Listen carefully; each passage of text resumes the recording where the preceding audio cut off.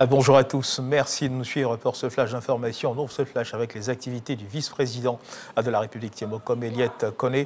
Tiemokom Eliet Kone qui a donc reçu en audience hier vendredi le président de la Confédération africaine de football. Nous y reviendrons dans nos prochaines éditions. Du côté de Yamoussoukro, le Premier ministre Patrick Achi se tient donc dans la ville depuis ce matin où il a procédé à l'ouverture du séminaire gouvernemental. 48 heures durant, les membres du gouvernement dresseront le bilan 2022 de leurs actions en vue de fixer les priorités pour 2023. Le Premier ministre Patrick Achi a appelé à plus de rigueur, d'efficacité, de visibilité dans la production de résultats concrets qui impactent véritablement le quotidien des populations. Je vous invite à écouter le chef du gouvernement. Voilà. Dans ces temps de tempête qui touchent notre planète et impactent l'Afrique de façon soudaine et probablement durable, la tâche gouvernementale en 2023, qui débute avec ce séminaire, ne sera ni simple, ni douce, ni légère.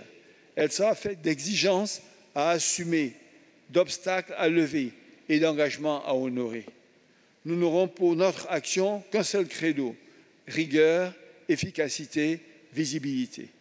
Avec pour obsession permanente la production de résultats concrets, d'actes qui impactent le quotidien des populations et bien sûr qui apportent des solutions tangibles, innovantes et rapides à leurs préoccupations comme à leurs espoirs.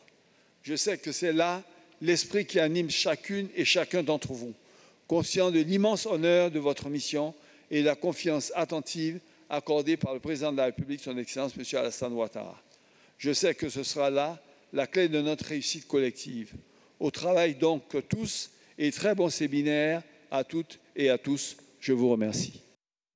Voilà, Patrick Achi, chef du gouvernement ici à Abidjan. Hier vendredi a eu lieu la rentrée, l'audience solennelle de la rentrée judiciaire de la Cour d'appel d'Abidjan. C'était au palais de justice en présence du garde des Sceaux, ministre de la Justice et des Droits de l'Homme, Sansan Kambile.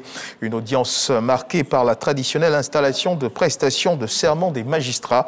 Et pour cette rentrée judiciaire 2022-2023, c'est le magistrat hors hiérarchie, Henriette Nayé-Sori, qui est le nouveau procureur général près la Cour d'appel d'Abidjan. Dans l'actualité internationale du côté de l'Afrique, le Tchad échappe aux sanctions du Conseil de paix et de sécurité de l'Union africaine lors d'une session extraordinaire hier vendredi à Addis Abeba. Les 15 membres devaient trancher sur un rapport accablant contre le pouvoir de transition où le président de la commission de l'organisation, Moussa Faki, demandait de sanctionner les autorités tchadiennes pour sauvegarder un minimum de crédibilité à son organisation et pour être cohérent avec les autres pays africains dans le même cas. En France, ce samedi, à 12 novembre, 2 bâtiments situés au 44 rue Pierre-Mauroy, en plein centre-ville de Lille, se sont effondrés. Pour l'heure, on ignore s'il y a des blessés. Les pompiers sont sur place et le périmètre a été totalement bouclé. Les images partagées sur les réseaux sociaux montrent un important tas de gravats. Et dans cette rue commerçante du centre-ville, duquel se dégage encore un nuage de poussière, les pompiers, donc, comme nous le disions à l'instant, sont sur place pour essayer de trouver, et bien sûr, des rescapés.